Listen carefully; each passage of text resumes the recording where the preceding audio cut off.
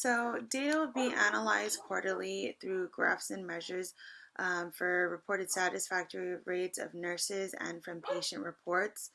We'll also review trends in the number of nursing call-outs and the current amount of attendances for our knowledge curriculums and completed surveys to identify the effectiveness of our trainings.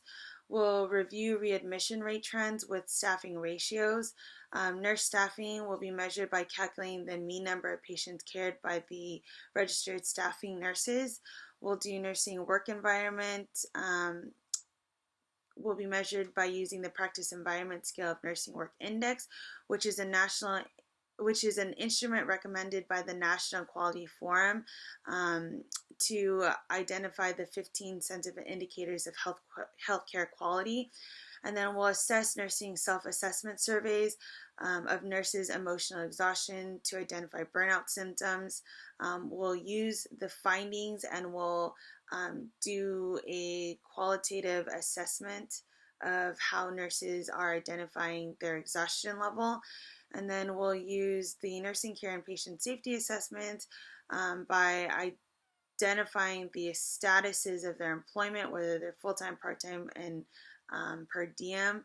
We'll check the trends of whether that has changed their rates of job satisfaction and their setting in the roles.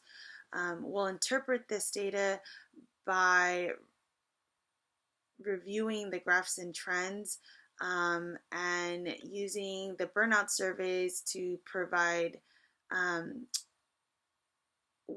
to identify how we can provide support to the nurses who are feeling emotionally exhausted.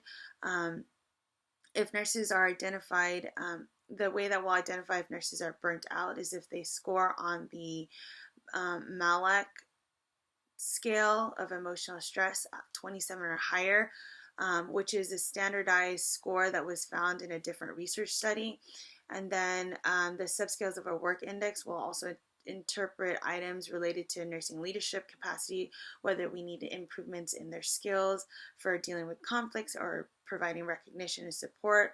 We'll also check into nurses' participation in hospital affairs, whether we've done hospital affairs that show quality staffing recognition and patient care standards, and then identifying if nurse-physician relationship have improved within some of the implemented changes that we plan on making.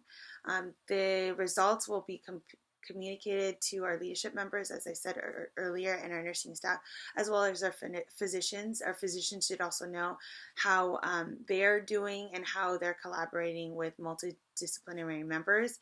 And then they'll be discussed during staff meetings, leadership meetings, either quarterly, yearly. Quality measures will be done on a yearly basis, and work index reports can be done on a monthly basis.